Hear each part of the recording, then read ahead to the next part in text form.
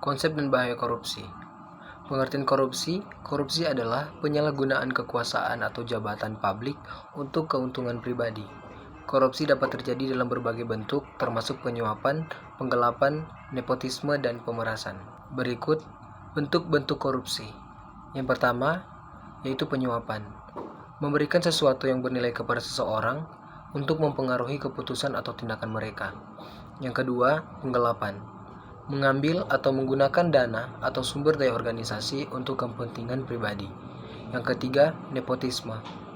Memberikan posisi atau keuntungan kepada kerabat atau teman tanpa mempertimbangkan kompetensi mereka. Yang keempat, pemerasan. Memaksa seseorang memberikan uang atau layanan melalui ancaman serta intimidasi. Berikut penyebab korupsi. Yang pertama, kelemahan sistem hukum. Hukum yang lemah dan penegakan yang tidak efektif memungkinkan korupsi berkembang. Berikutnya yaitu kurangnya transparansi. Ketidakjelasan dalam prosedur dan kebijakan pemerintah dapat menciptakan peluang untuk korupsi. Berikutnya yaitu rendahnya etika dan integritas. Kurangnya nilai-nilai moral dan etika di kalangan pejabat publik dan swasta. Keempat, tekanan sosial dan ekonomi. Tekanan untuk memenuhi kebutuhan ekonomi dapat mendorong seseorang untuk melakukan korupsi. Berikutnya, dampak korupsi. Yang pertama untuk ekonomi. Korupsi menghambat pertumbuhan ekonomi dan meningkatkan biaya transaksi. Yang kedua, politik. Korupsi merusak kepercayaan publik terhadap pemerintah dan lembaga-lembaga negara. Yang ketiga, sosial.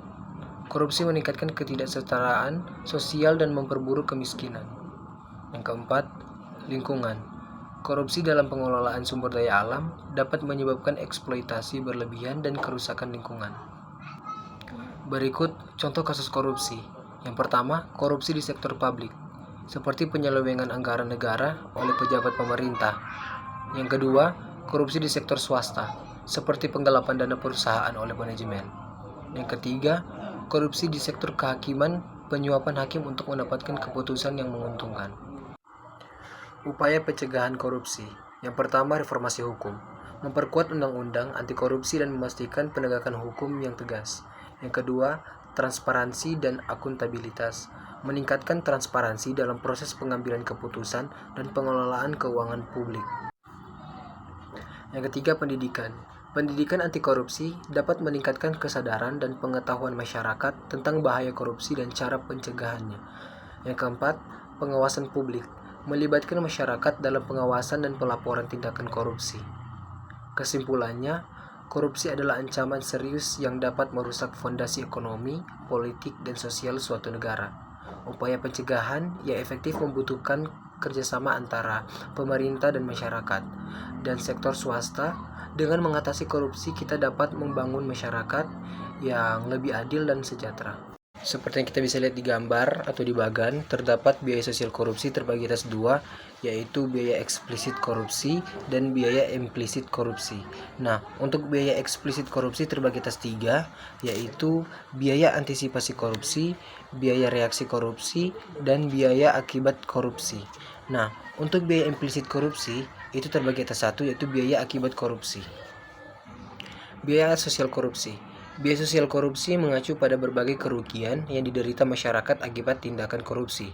Ini termasuk dampak negatif terhadap pembangunan ekonomi, ketidakpercayaan terhadap institusi publik, ketidaksetaraan sosial, dan penurunan kualitas layanan publik.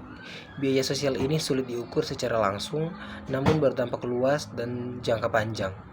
Nah, di sini terbagi atas dua, tapi yang pembahasan pertama saya akan membahas tentang biaya eksplisit. Biaya eksplisit adalah biaya yang dikeluarkan secara langsung dan dapat diukur dengan jelas dalam bentuk uang. Dalam konteks korupsi, biaya ini mencakup suap, dana yang digelapkan, biaya hukum, dan pengeluaran untuk investigasi serta penegakan hukum. Nah, di sini terbagi atas tiga, yaitu yang pertama biaya antisipasi korupsi. Biaya antisipasi korupsi adalah biaya yang dikeluarkan oleh pemerintah, perusahaan, atau individu untuk mencegah terjadinya korupsi. Ini berupa investasi dalam sistem kontrol internal, audit, pelatihan anti korupsi, dan upaya untuk meningkatkan transparansi dan akuntabilitas. Yang selanjutnya yaitu biaya reaksi korupsi. Biaya reaksi korupsi adalah biaya yang Biaya reaksi korupsi adalah biaya yang timbul akibat tindakan yang diambil setelah korupsi terungkap. Ini termasuk biaya investigasi, penuntutan hukum, pemulihan dana yang digelapkan, dan reformasi untuk mencegah terulangnya korupsi. Dan yang terakhir itu biaya akibat korupsi atau eksplisit. Biaya akibat korupsi atau eksplisit adalah kerugian finansial yang dapat diukur secara langsung akibat korupsi. Ini mencakup kehilangan pendapat negara, peningkatan biaya proyek karena markup harga atau kualitas yang buruk, serta biaya untuk memperbaiki kerusakan yang diakibatkan oleh tindakan korupsi. Berikutnya pembahasan untuk biaya implisit korupsi. Biaya implisit korupsi adalah biaya yang tidak terlihat langsung atau tidak tercatat dalam bentuk uang tetapi memiliki dampak yang signifikan. Ini mencakup kehilangan kepercayaan publik, penurunan moral kerja, dan kerusakan reputasi lembaga atau negara. Biaya implisit ini juga meliputi efek jangka panjang seperti penurunnya investasi dan perlambatan pertumbuhan ekonomi. Berikutnya biaya implisit korupsi.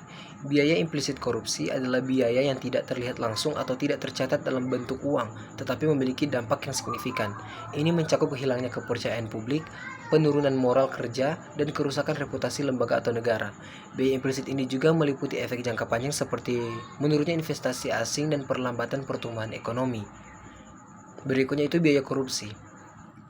Biaya korupsi implisit merujuk pada konsekuensi tidak langsung dari korupsi yang sulit diukur tetapi sangat merugikan. Ini termasuk dampak negatif terhadap inovasi, distorsi alokasi sumber daya, pengurangan efisiensi operasional, dan penurunan kualitas layanan publik yang mengakibatkan hilangnya peluang bagi pembangunan dan kesejahteraan masyarakat. Bagaimana pengaplikasian biaya sosial korupsi ini di Indonesia sendiri dan bagaimana dampaknya bagi masyarakat kita?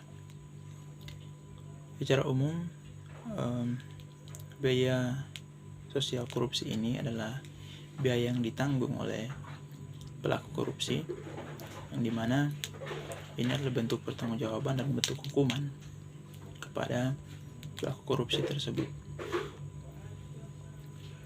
Walaupun sebenarnya dalam kebanyakan kasus biaya sosial korupsi ini cenderung lebih sedikit daripada angka eksplisit dari kasus korupsi tersebut, sehingga ini menimbulkan sebuah kerugian yang lebih besar lagi bagi negara. Kenapa? Karena kebanyakan dari kasus-kasus yang ada, jumlah eksplisit dari uang korupsi itu cenderung lebih sedikit,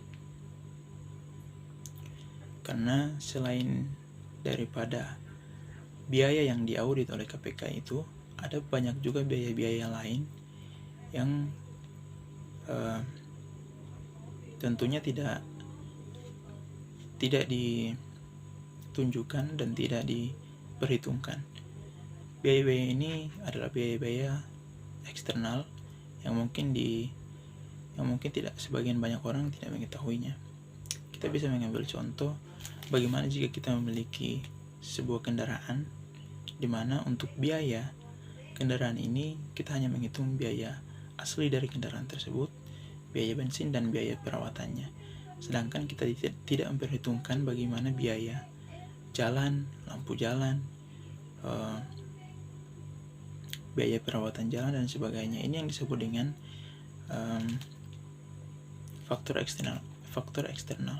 Ini yang cenderung tidak diperhitungkan oleh penegak hukum, sehingga untuk pengaplikasian biaya sosial korupsi ini harus ditinjau ulang lagi agar bisa lebih efektif dan menimbulkan efek jerah bagi pelaku korupsi. Kemudian pada subbab kedua tentang biaya sosial akibat korupsi, dalam studi Paradiptyo tahun 2012, beliau melakukan penelitian yang dimana menunjukkan dari ratusan kasus korupsi,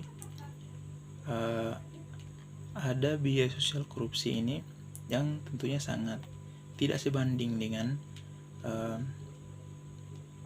korupsi yang dilakukan oleh koruptor tersebut. Sehingga ini menunjukkan bagaimana pengaplikasian biaya sosial korupsi ini dalam negara kita masih kurang optimal.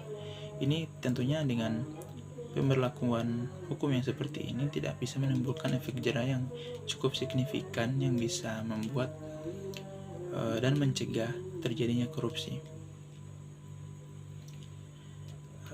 Tentunya untuk mengatasi hal ini perlu banyak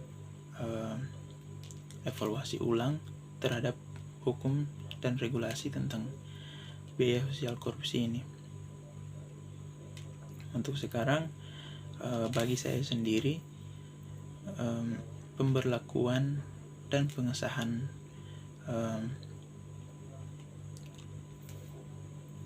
penyitaan aset terhadap koruptor itu memang harus sesegera mungkin dilakukan, karena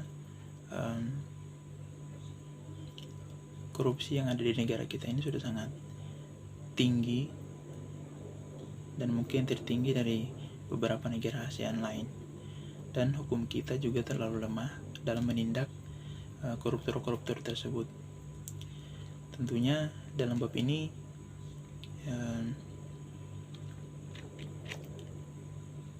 menunjukkan kepada kita bagaimana kita bersama harus bisa memperjuangkan hukum yang baik, memperjuangkan hak-hak kita sebagai masyarakat.